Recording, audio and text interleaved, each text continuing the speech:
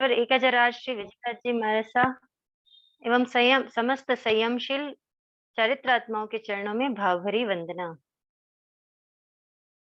ज्ञानार्जन की स्तुति बोलेंगे। जो जन श्रद्धा भाव से करे सूत्र का ज्ञान, ज्ञानावरणीय कर्म टले प्राप्त करे सद्ज्ञान। आपका ज्ञान अनंत है, मुझे ज्ञान की प्यास, केवल ज्ञानी मैं बनूं यही है अंतिम आस। केवल दर्शी मैं बनूं यही है अंतिम आस। इन्हीं शुभ भावनाओं के साथ प्रज्ञा जागरण प्रवेशिका वन में सभी को जय जिनेन्द्र। आचार्य प्रवर की कृपा से, गुरुजनों की कृपा से जो भी जाना है, समझा है, वही आपके समक्ष रखने का प्रयास है। गुरुदेव की आज्ञा से, बड़ों की आज्ञा से क्लास की शुरुआत करते हैं। चलिए, 10वें का लिख सूत्र, अध्ययन तीसरा, खुडिया यार कहा, यानी क्षुल्लकाचार कथा। तीसरे अध्ययन का नाम है खुडिया यार कहा, अर्थात क्षुल्लकाचार कथा। जो निर्ग्रंथ महर्षियों के आचरण करने योग्य नहीं है, ऐसे 52 अनाचारों का वर्णन इस अध्ययन में किया गया है। देखिए, यहाँ पे एक वर्ड आया है अनाचार। अनाचार किसे कहते हैं? किसी को पता है अनाचार किसको बोलते हैं?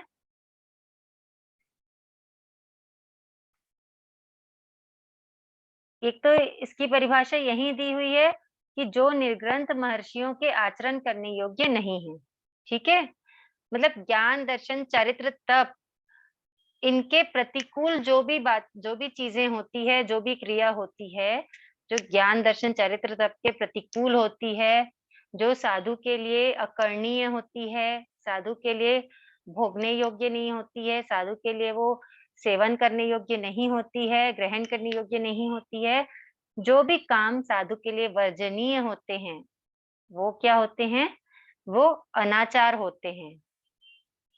ठीक है, समझ में आ गया सबको अनाचार किसको कहते हैं? अब पहली गाथा पढ़ते हैं हम।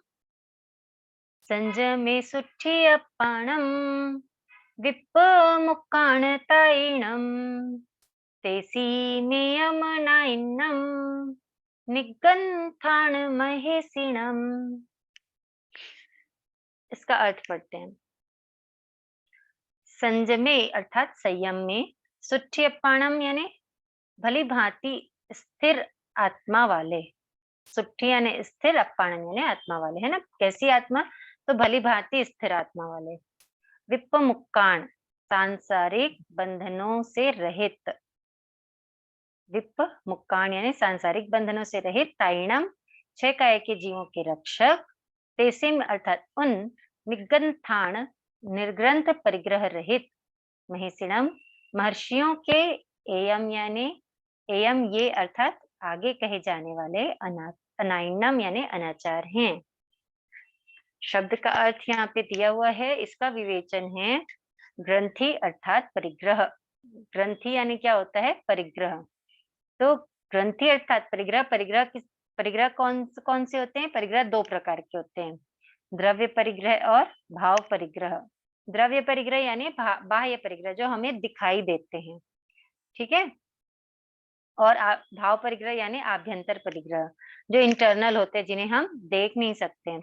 तो द्रव्य परिग्रह के 9 भेद हैं। खेत, वत्थु, हिरण्य, ये हम अपन उसमें पढ़ते हैं ना, 5वां परिग्रह परिमाण व्रत, स्थूल। आप लोग को लगभग सबको प्रतिक्रमण तो आता ही होगा, तो 5वां व्रत पढ़ते हैं ना, परिग्रह परिमाण व्रत। तो खेत वत्थु का परिमाण अतिक्रमण किया हो, हिरण्य सुवर्ण का परिमाण अतिक्रमण किया हो। देखिए, ये उसी में से हैं। पहला है खेत, दूसरा है वत्थु, तीसरा है हिरण्य, चौथा है स्वर्ण, सुवर्ण यानी स्वर्ण। है ना। पांचवा धन, छठा धान्य, सातवां द्विपद, आठवां चतुष्पद और नौवां है कुव्य, कुवीय, कुप्य। ठीक है, तो ये जो अपन बोलते हैं 5, उसके अति 4, उसी में ये 9 बाह्य परिग्रह हैं। तो खेत यानी क्षेत्र, खुली जमीन, बाग बगीचा आदि, एरिया मतलब ओपन एरिया जो है वो आता है खेत में। वत्थु यानी वास्तु, अर्थात जैसे जो खुली हुई जमीन पे कुछ भी जो बना हुआ है, मकान, ढकी जमीन, हवेली, मकान, भवन, वॉटएवर, जो भी बना हुआ है वो है वास्तु।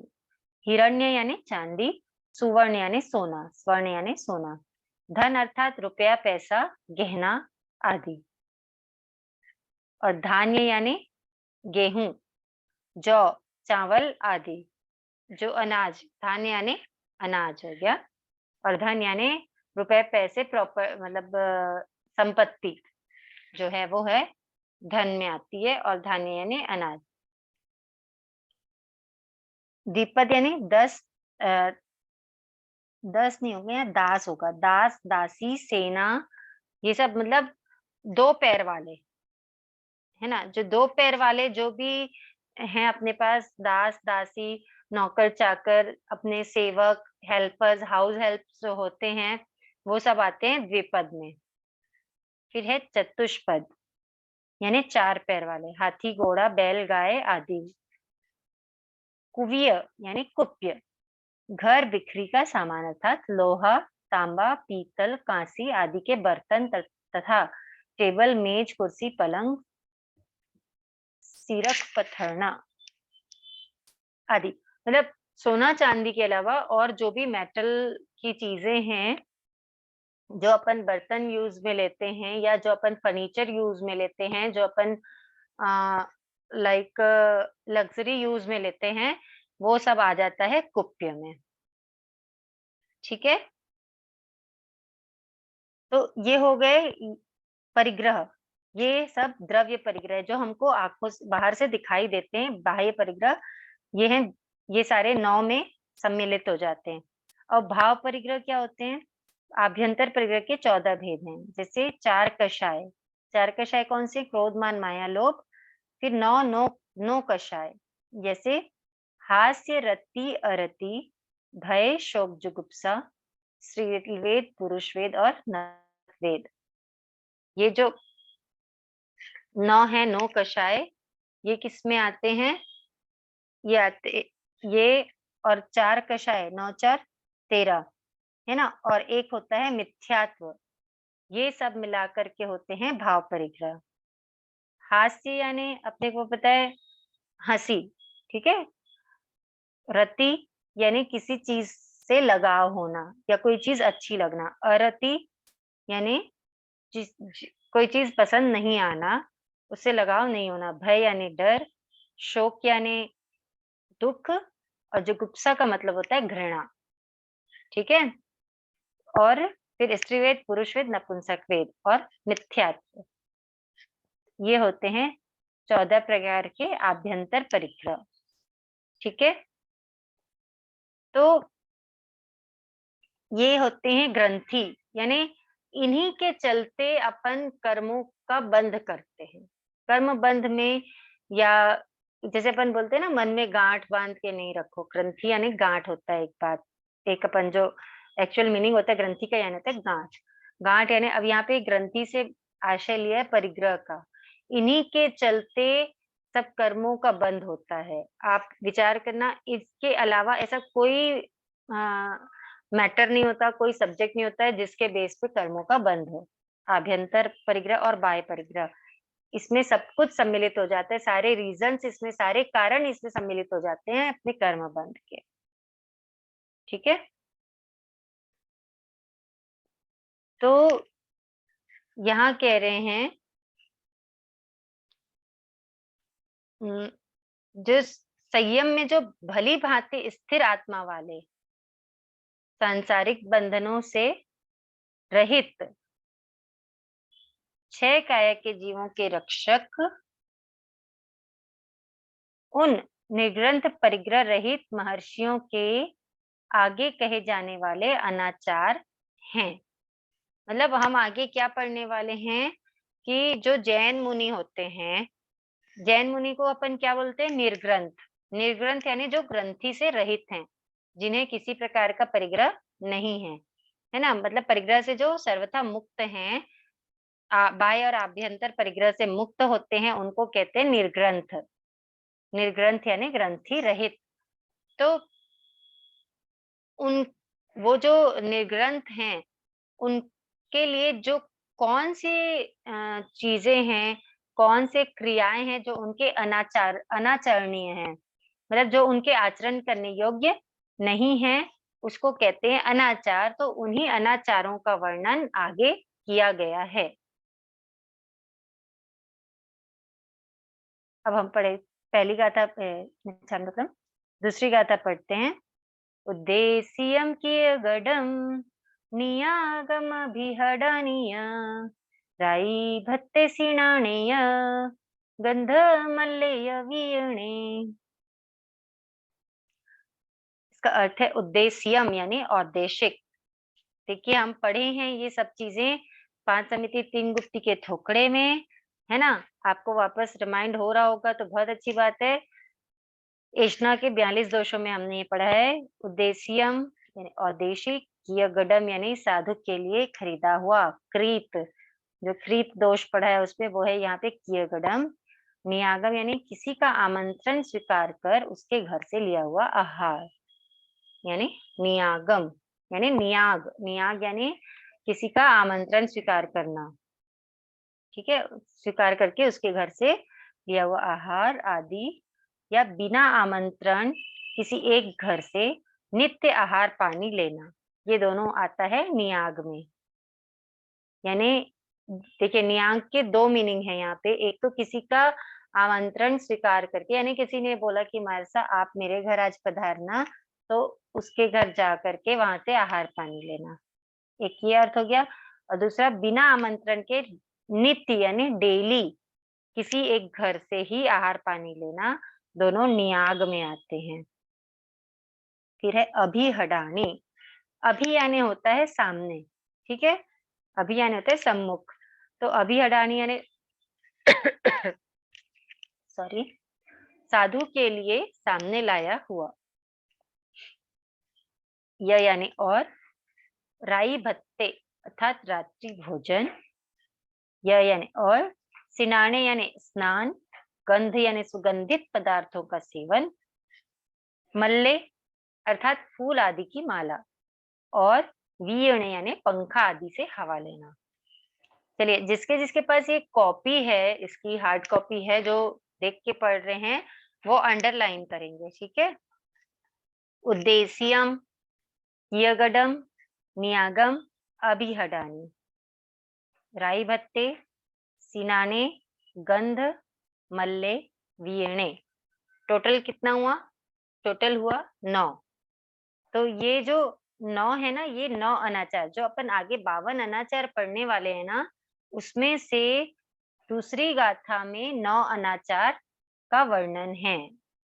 9 अनाचारों का वर्णन दूसरी गाथा में है, जिसमें सबसे पहला है उद्देश्यम। उद्देश्यम का अर्थ होता है औदेशिक। औदेशिक हमने पढ़ा था, है ना? कौन बताएगा औदेशिक का क्या अर्थ होता है?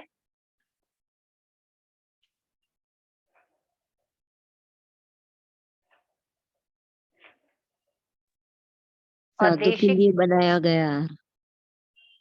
हाँ जी, साधु के लिए मतलब किसी खास साधु के लिए बनाया गया है। मतलब जनरल वे में साधु के लिए नहीं, किसी खास साधु को ध्यान में रख के उनके लिए बनाया गया आहार अगर वही साधु लेता है तो वो औदेशिक कहलाता है। ठीक है, बहुत अच्छे। तो ऐसा आहार को ऐसा आहार लेना अनाचार है, ये साधु के लिए अग्राह्य है, ये साधु के लिए ग्रहण करने योग्य नहीं होता है, क्योंकि वो क्या होता है? हिंसा से युक्त होता है, वो सावध्य होता है। इसलिए ऐसा आहार, ये यहाँ पे ये जो अनाचार में, यहाँ देखिए अपन एषणा समिति में पढ़े हैं ना, तो वहां पे तो अपन आहार के पर्पज से पढ़े हैं, है ना? यहाँ ये अनाचार में अपन पढ़ रहे, तो औदेशिक में आहार के अलावा उन वस्त्र हो, जैसे साधु के निमित्त से ला के रखा हुआ, किसी एक खास साधु को बहराना है, इसके निमित्त से उनके उपयोग के लायक वस्त्र है, या कोई जगह, कोई मकान उनके नाम से अपन लेके रखे कि उनको यहाँ पे ठहराना है, ये सब सब औदेशिक में आता है।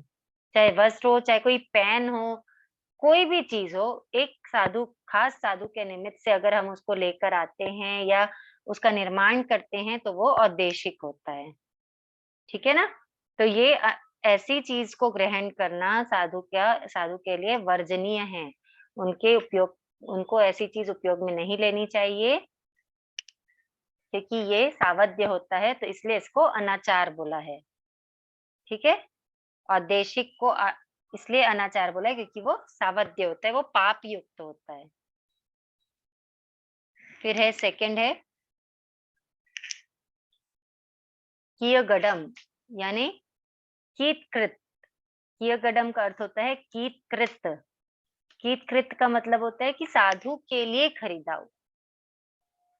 अब कोई चीज अगर साधु के लिए खरीद के लाई गई है, तो वो कीकृत है, मतलब कियगडम अनाचार में आता है। अगर साधु ऐसी अ, चीज, ऐसी वस्तु है, ऐसा कोई आहार है या कोई दवाई भी है, तो हाँ, उसको साधु के लिए खरीद के नहीं लाया जा सकता है।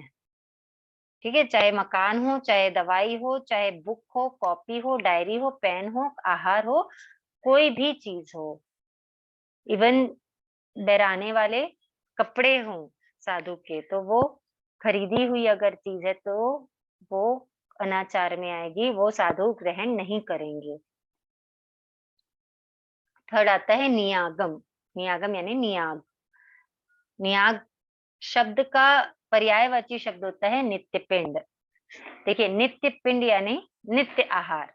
तो एक ही घर से नित्य आहार लेना नियाग में आता है, अथवा जिस घर से कोई निमंत्रण हो, उस घर से जा करके गोचरी लेना, वो होता है नियाग। तो गोचरी अर्थात आप वो साधु उस गोचरी में कोई भी चीज ले सकते हैं, या मतलब आमंत्रण के बाद अगर जाकर किसी घर से कुछ लेते हैं, तो वो नियाग में आता है, तो वो अनाचार होता है। और एक ही घर से डेली भिक्षा लेना, वो भी नियाग अनाचार है। ठीक है? किसी को कोई क्वेश्चन है?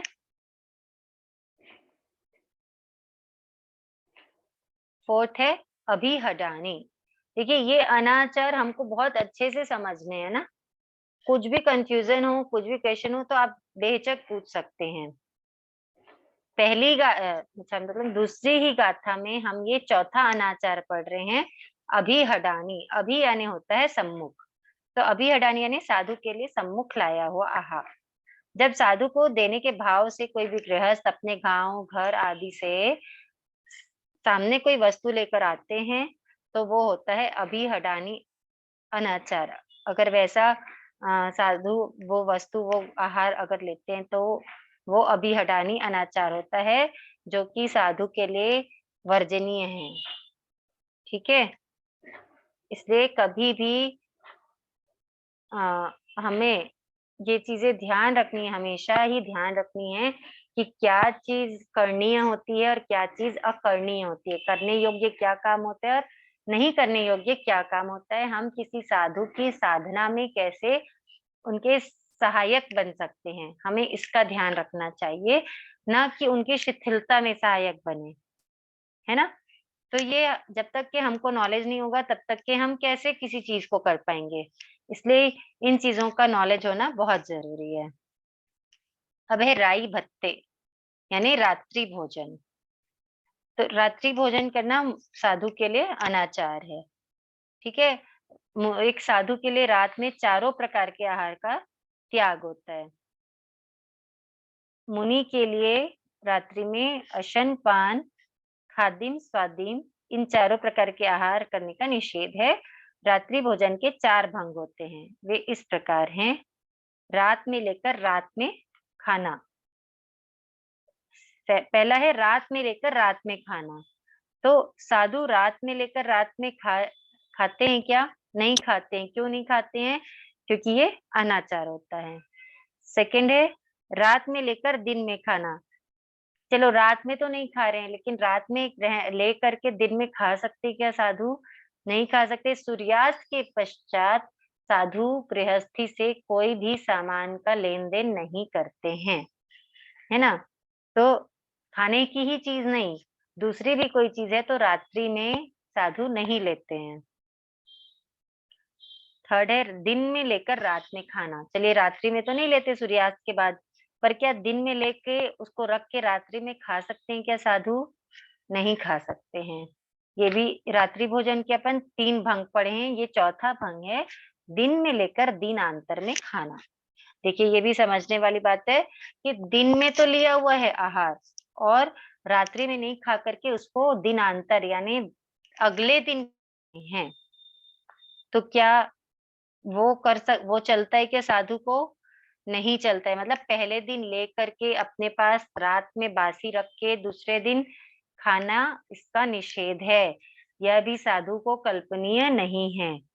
तो किसी भी सूरत में मतलब ये 4 तरीके से अगर आहार लिया हुआ है और आहार किया जा रहा है तो वो रात्रि भोजन की श्रेणी में आता है। आज का लिया हुआ आहार अगर साधु रख कर उसको कल करते हैं, दवाई आदि को छोड़ के, दवाई रूपी, देखिए दवाई रूपी अगर कोई चीज है, सूखी चीज है तो उस वो कल्पनीय होती है। लेकिन अगर आहार जो नित्य आहार करते हैं, लाइक जैसे नमकीन हो गया, फरसाण जिसको कहते हैं, है ना, या और कोई चीज ऐसी है जो रखने के लायक है, जिसको जो खराब नहीं होगी एक दिन से ज्यादा दूसरे दिन, लाइक तिल के लड्डू ही हो गए, एक एग्जाम्पल के लिए मैं आपको बता रही हूँ। तो ऐसी चीजों को ऐसा नहीं कि आज नहीं खप रहा है तो रख लेते हैं और कल खा लेंगे, अगर ऐसा करके तो वो रात्रि भोजन के अंतर्गत आता है। ठीक है, तो रात्रि भोजन 52 अनाचारों में से 5वां अनाचार है रात्रि भोजन। ठीक, अब है छठा सिनाने यानी स्नान। तो स्नान का भी निषेध किया गया है।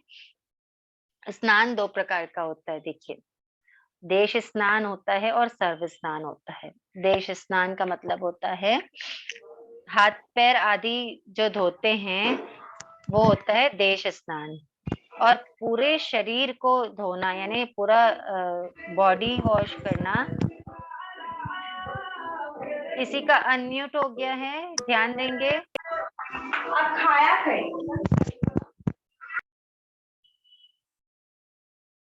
हाँ जी, तो हाथ पैर मुंह बस धोना होता है देश स्नान, और जब पूरा बॉडी वॉश करते हैं, पूरे तरीके से नहाते हैं, तो वो होता है सर्व स्नान। साधु के लिए दोनों प्रकार का स्नान वर्जनीय है। साधु स्नान नहीं करते हैं क्योंकि पानी में अपकाय के जीव होते हैं और साधु 6 काय के जीवों के रक्षक होते हैं। ठीक है ना, तो स्नान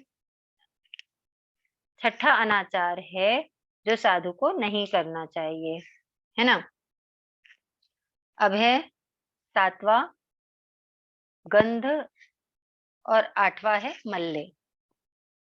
गंध यानी होता है सुगंधित पदार्थों का सेवन करना। जैसे कोई क्या बोलना चाहिए, जिसमें भी खुशबू रहती हो, इत्र हो गया, है ना, या बहुत सारे टाइप की आजकल चीजें आती हैं जो रखने भर, मतलब जिसको सिर्फ अपन रख देते हैं तो भी पूरा रूम खुशबू से भर जाता है। ठीक है, गोदरेज एयर प्यूरिफायर्स आते हैं, टाइप ऑफ जो भी चीजें हैं वो सबका यूज साधु नहीं करते हैं। और मल्ले यानी फूल की माला आदि का उपभोग करना, यानी जैसे देखो कोई भी ये जो खुशबू वाली चीजें रहती है या फूल की माला, अगर ये सब जो चीजें रहती है ना, ये सब एक तरीके से विषय विकार उत्पन्न करने वाली चीजें होती हैं। होती है ना। और साधु को तो क्या है, विषयों से दूर रहना है, तो ये सब चीजों से दूर रहने का विधान है साधु के लिए। साधु इन चीजों को यूज नहीं करेंगे। उनके ब्रह्मचर्य की सुरक्षा के लिए भी ये चीजें बहुत जरूरी है। ठीक है, तो 7वां हो गया गंध, गंध, और 8वां हो गया मल्ले, और 9वां अनाचार है वीयणे। वीयणे अर्थात वीजन। वीयणे मतलब होता है पंखा आदि से हवा लेना। तो वायु काय के जीवों की यत्ना के लिए, वायु काय के जीवों की रक्षा के लिए पंखा वगैरह से हवा लेना साधु के लिए अनाचार माना गया है, क्योंकि इससे वायु काय के जीवों को उत्पीड़न होगा, वायु काय के जीवों की हिंसा होगी, इसलिए वो अनाचार माना गया है। ठीक है, ये 9 अनाचार हमने पढ़े हैं। एक बार गाथा से अपन वापस से पढ़ते हैं। ठीक है, पहली गाथा मतलब दूसरी गाथा में 9 अनाचारों का वर्णन है। देखिए, पहला है उद्देश्यम, फिर है कीयगडम, तीसरा है नियाग, चौथा है अभिहडाणी। देखिए, नियागम अभिहडाणी मतलब नियागम और अभिहडाणी का संधि हुआ है यहाँ पे, नियागम अभिहडाणी। 5वां है राई भत्ते, 6ठा है सिनाने, 7वां है गंधमल्ले, 8वां वीणे, 7वां है गंध, 8वां मल्ले, और 9वां है वीणे।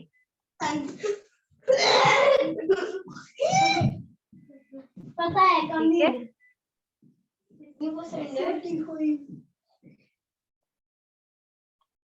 तो ये हो गए 52 अनाचारों में से 9 अनाचार। अब हम आगे बढ़ते हैं तीसरी गाथा। सन्निहि गिहि मत्तेय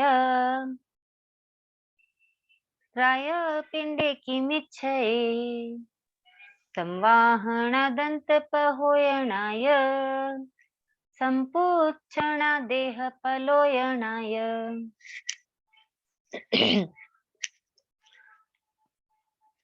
दशकलिक सूत्र तीसरे अध्ययन की दूसरी गाथा में हमने शुरू के 9 अनाचारों को पढ़ा है। अब आगे बढ़ते हैं। 10वां अनाचार है सन्निहि। सन्निहि का मतलब होता है सन्निधि। सन्निधि यानी संग्रह करना। तो दीदी किस चीज पृष्ठ का, चेंज करिए ना। सॉरी, हाँ, किस चीज का संग्रह करना है? ये है संग्रह करना, घी गुड़ आदि वस्तुओं का संचय करना या संग्रह करना, यानी इकट्ठा करना। ठीक है, यही मत्ते गृहस्थ के पात्र में भोजन करना। रायपिंड यानी राजपिंड को ग्रहण करना। राजपिंड यानी क्या होगा? जो राजा के लिए बना हुआ आहार है या राजा के घर का आहार है, वो कहलाता है राजपिंड। तो राजपिंड को ग्रहण करना। फिर है 13वां किमिच्छय, तुझको क्या चाहिए। किमिच्छय यानी क्या इच्छा है। देखिए, एक तरीके से आप समझेंगे ना, किमिच्छय यानी क्या इच्छा है, एक भावार्थ में बता रही हूँ। तो तुझको क्या चाहिए, इस प्रकार याचक से पूछकर जहां उसकी इच्छा अनुसार दान दिया जाता हो, ऐसी दानशाला से आहार आदि लेना। संवाहना यानी मर्दन करना। मर्दन करने का अर्थ होता है दबाना, शरीर को दबाना या दबवाना, मतलब दाबना या दबवाना, वो होता है मर्दन। फिर है दंत पहोयना यानी दांत धोना, संपूछना, गृहस्थों से सावध्य कुशल प्रश्न आदि पूछना, और देह पलोयना यानी दर्पण आदि में मुख देखना। ठीक है, अब देखिए, इसको भी अंडरलाइन करेंगे। सन्निहि गिहि मत्ते रायपिंडे किमिच्छय संवाहना दंत पहोयना संपुच्छना देह पलोयना। कितने हुए टोटल? ये टोटल हुए 8 अनाचार। इस गाथा में हम 8 अनाचार को पढ़ेंगे। साधु के जो 52 अनाचार होते हैं उसमें से 9 अनाचार हमने पिछली गाथा में पढ़े हैं। अब इस गाथा में ये 8 अनाचार पढ़ रहे हैं। तो सबसे पहला है सन्निधि, यानी सन्निधि यानी होता है सन्निहि, सन्निहि यानी सन्निधि, और सन्निधि का मतलब होता है संग्रह करना या संचय करना। घी गुड़ आदि वस्तुओं का संचय करना क्या होता है? अनाचार होता है। ठीक है।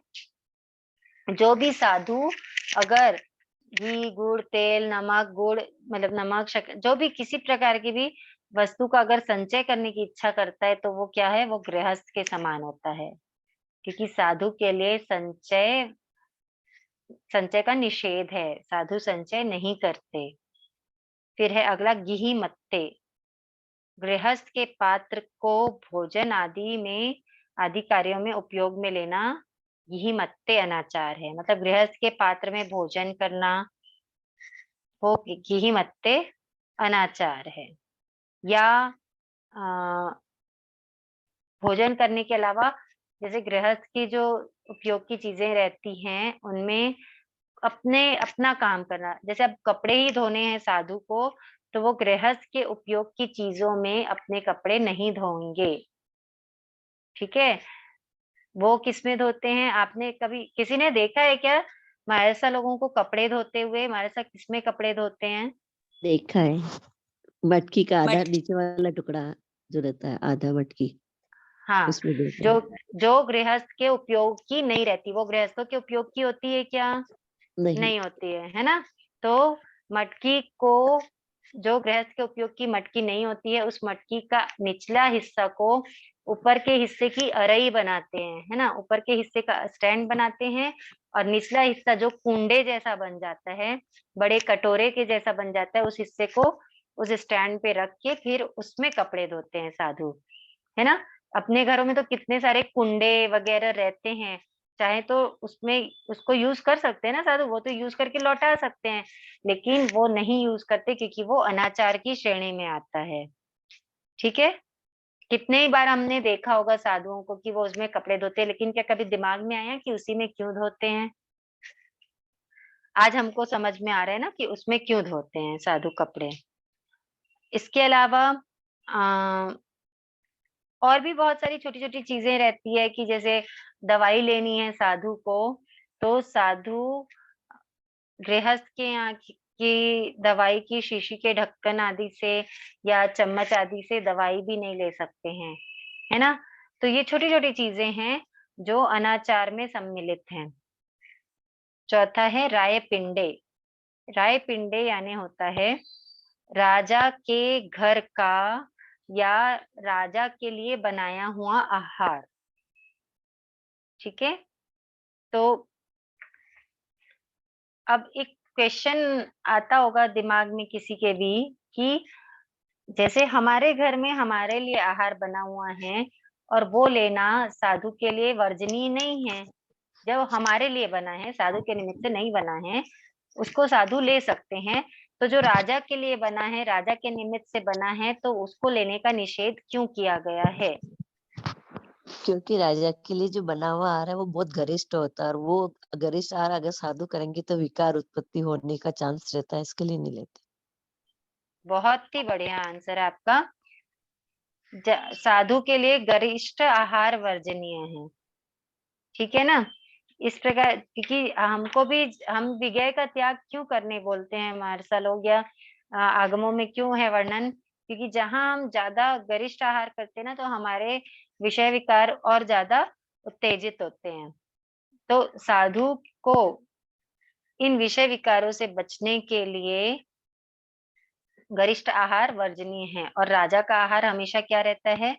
गरिष्ठ रहता है, चाहे राजा रहे चक्रवर्ती वासुदेव, जिनके लिए भी जो भी ये रहते हैं, पदवीधारी रहते हैं, उनका आहार गरिष्ठ होता है। तो चाहे वो आहार हो, चाहे वो उनके यहाँ का लाइक कंबल हो गया या उनके वस्त्र हो गए, तो ये सब जो चीजें रहती है ना, ये सब लग्जूरियस होती है ना? अपनी लैंग्वेज में अपन क्या बोलेंगे? बहुत लग्जूरियस होती हैं ये चीजें। तो ये सब ग्रहण करते हैं राजा के घर का, अगर ग्रहण करते हैं साधु, तो आहार से तो विषय विकार उत्पन्न होने की संभावना होती है। और दूसरा क्या हो जाता है, एक और रीजन हो जाता है कि रस लोलुपता बढ़ जाती है। ठीक है, रोज एकदम सरस भोजन करेंगे, स्वादिष्ट भोजन करेंगे, तो फिर उनको नॉर्मल भोजन भाएगा क्या? नहीं भाएगा, है ना। और फिर ऐसा लगेगा ऐसा आहार दूसरी जगह मिलेगा नहीं, ऐसा आहार दूसरी जगह मिलना बहुत कठिन है। तो फिर साधु ना जो एष्णा के क्या बोलना चाहिए, एष्णा के परे जाकर भी फिर वो आहार करने लगेंगे। इस हिसाब से ये सब संभावनाओं को ध्यान में रख के राजा के लिए बना हुआ आहार या राजा के घर का आहार लेने का निषेध किया गया है। राजपिंड लेने का जो निषेध है वो ये सब संभावनाओं को ध्यान में रख के किया गया है। ठीक है, नेक्स्ट है 13वां अनाचार है किमिच्छये, तुमको क्या चाहिए। इस प्रकार याचक से पूछकर जहां उसकी इच्छा अनुसार दान दिया जाता है, वहां से ऐसी दानशाला से आहार आदि लेना किमिच्छय अनाचार है। ठीक है, फिर है 14वां है 14th नंबर का संवाहना। संवाहना यानी संबाधन यानी मर्दन करना। मर्दन करना का अर्थ होता है शरीर दाबना या दबवाना। देखिए, शरीर दाबना या दबवाना ही अनाचार है ऐसा नहीं है, लेकिन ये अनाचार कब है? जब शरीर में साता है, किसी प्रकार की व्याधि नहीं है, तपस्या नहीं है, कोई रोगी नहीं है ना, तो उसके उपरांत संपूर्ण रूप से शरीर में साता रहते हुए अगर आराम के लिए शरीर के प्रति राग होने पर अगर शरीर को दबाया या दबवाया जा रहा है, तो वो होता है मर्दन अनाचार, निच्छंदकम संवाहना अनाचार। ठीक है, तो ये ध्यान, यहाँ पे ध्यान देने वाली बात ये है कि अगर शरीर में असाता है, कोई तपस्वी है, कोई रोगी है, तो वहां पे सेवा के लिए अगर कर रहे हैं तो वो अनाचार नहीं होता है। फिर है दंत पहोयणाय, दंत पहोयणा 15वां अनाचार है दंत पहोयणा, यानी दांत धोना। दांत धोना यानी मंजन करना सीधा सीधा, चाहे आप उंगली आदि से या मंजन से, जिस भी प्रकार से लकड़ी से दांतों को धोना, वो होता है दंत पहोयणा।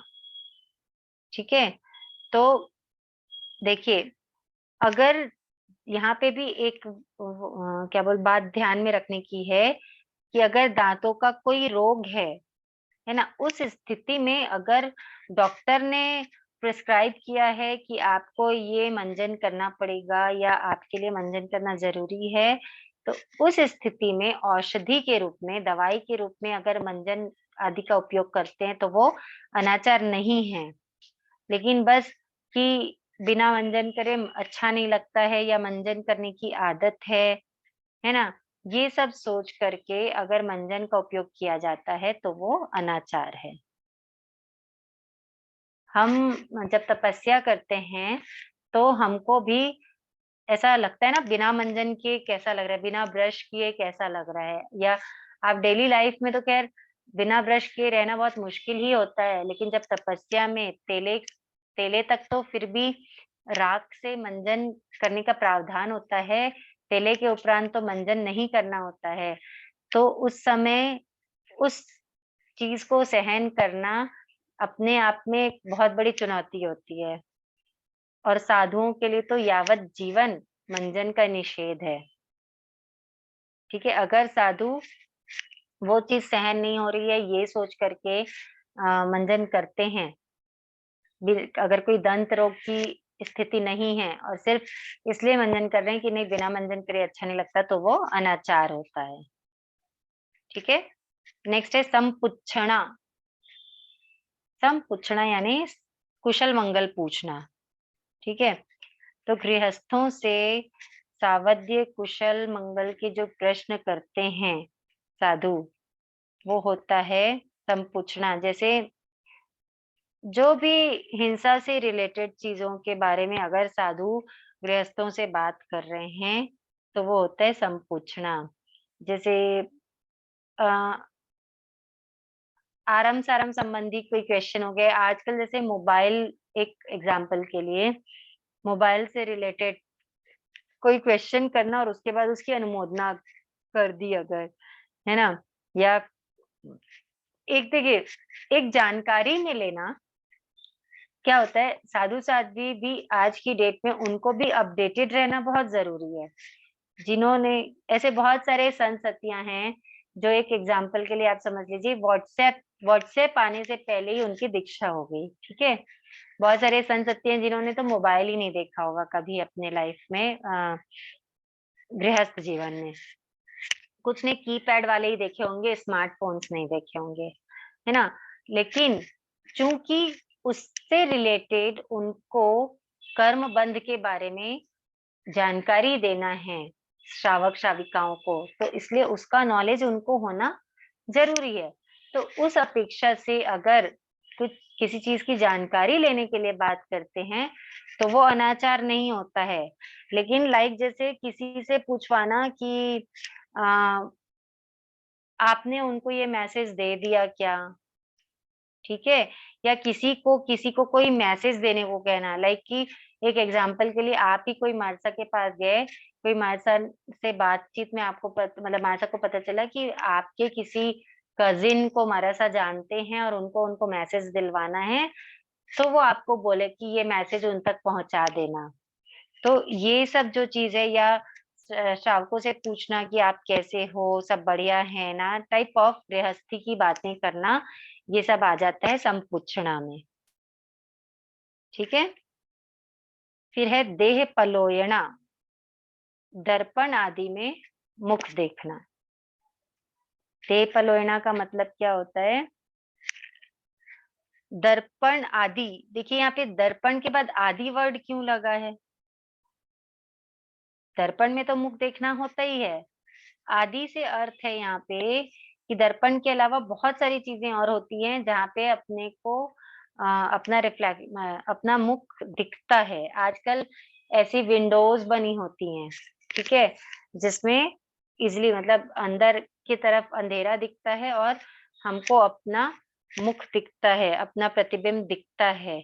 इसके अलावा जैसे तेल से भरा भरा हुआ कोई पात्र है ना, और जैसे पुराने जमाने में चमकती हुई तलवार रहती थी, या कोई बर्तन है स्टील का, एकदम नया बर्तन है जिसमें भी अपना प्रतिबिंब दिख रहा, अपना मुख दिख रहा है, उसमें अपना मुख नहीं देखना। अगर आप ऐसा साधु अगर अपना मुख देखते हैं तो वो अनाचार होता है, ठीक है। ये हो गए 8 और 9 अनाचार हमने दूसरी गाथा में पढ़े हैं, और ये 8 अनाचार हम तीसरी गाथा में पढ़े हैं। 9 और 8 टोटल 17 अनाचार हमने पढ़े अभी तक के। ये 17 अनाचारों में से किसी को कुछ समझ नहीं आया हो तो पूछ लीजिए।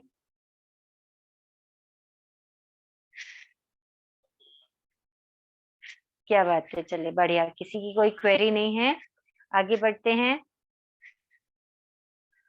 58 लिए 36 धारण ठाए, तेगी छंपाहना पाए, समारंभम च जोइनो। अभी तक हमने कितने अनाचार पढ़े हैं बताइए जरा। 17। 17 अनाचार हमने पढ़े हैं। अब हमको पढ़ना है 18वां। 18वां अनाचार है अट्ठावय। अट्ठावय का मतलब होता है जुआ खेलना, यह यानी और।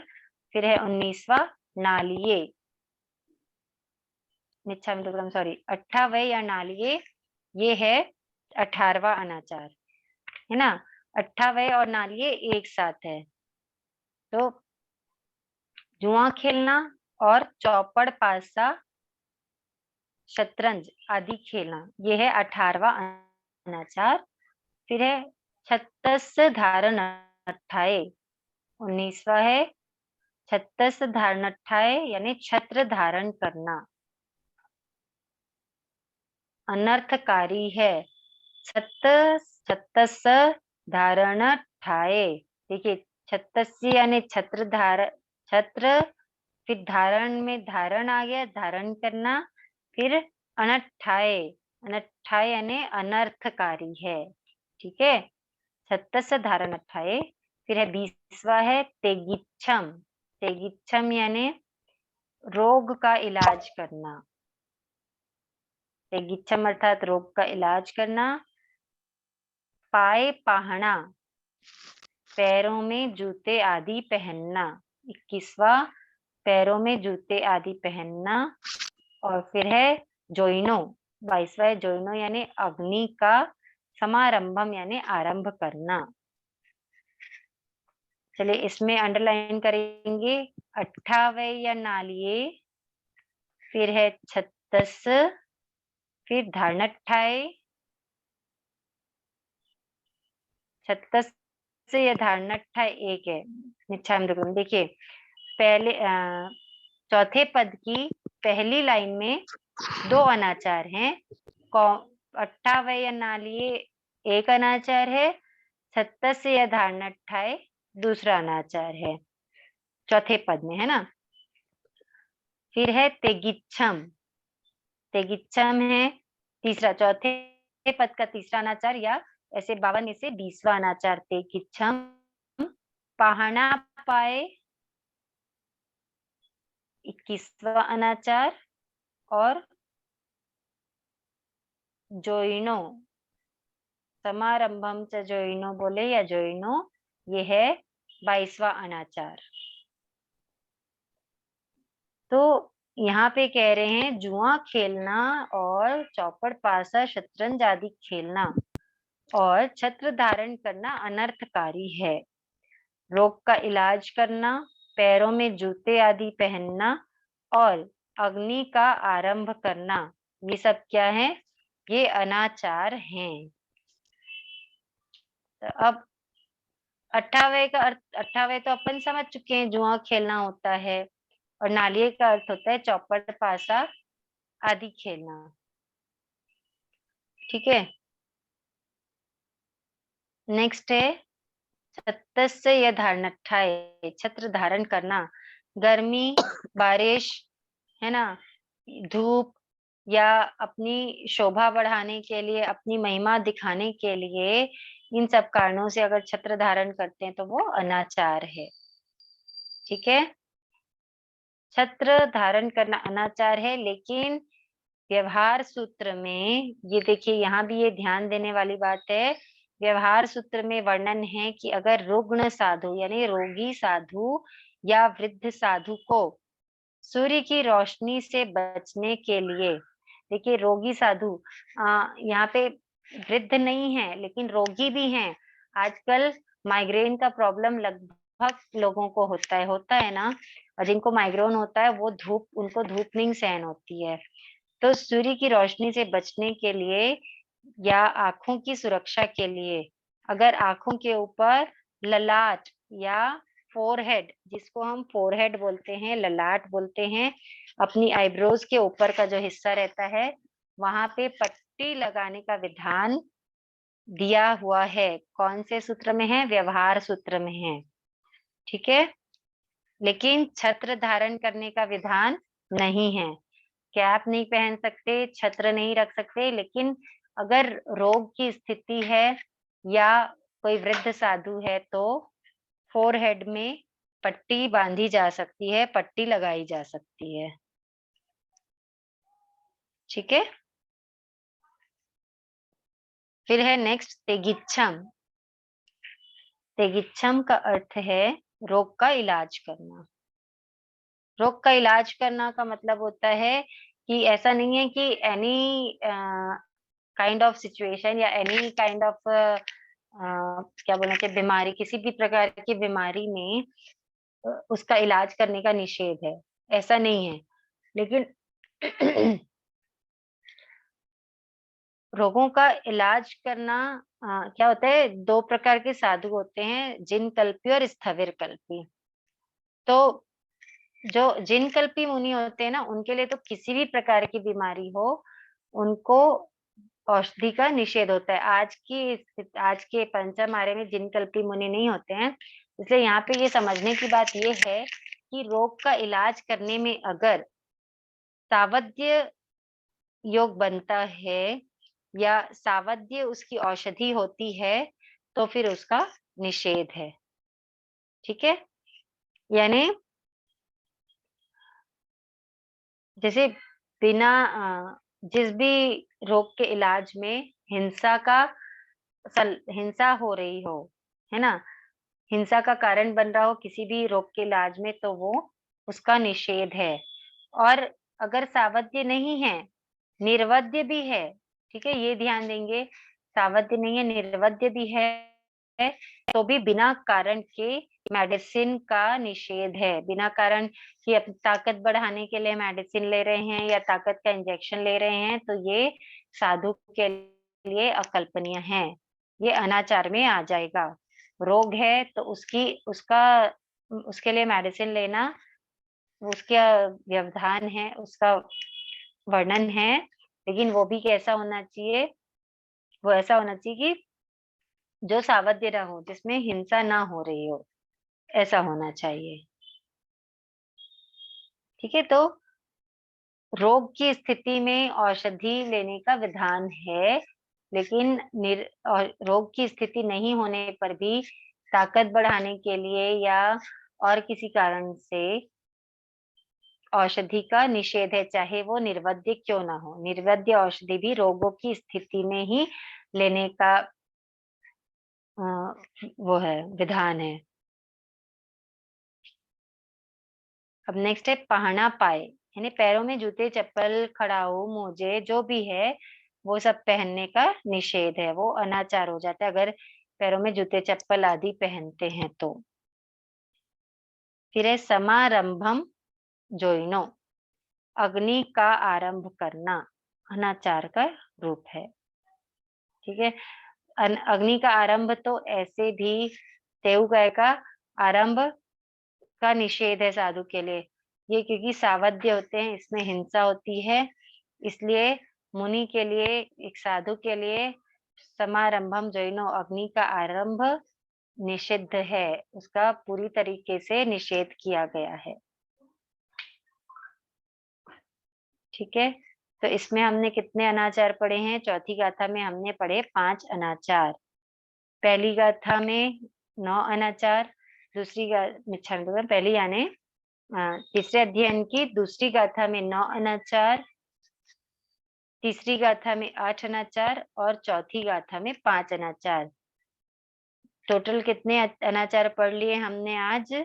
22 अनाचार। 52 में से 22 अनाचार हम पढ़े हैं। आज इतना ही रखते हैं, है ना। अभी इतने में से कुछ डिस्कस करना है, किसी को कुछ पूछना है, कुछ समझना है तो बोलिए।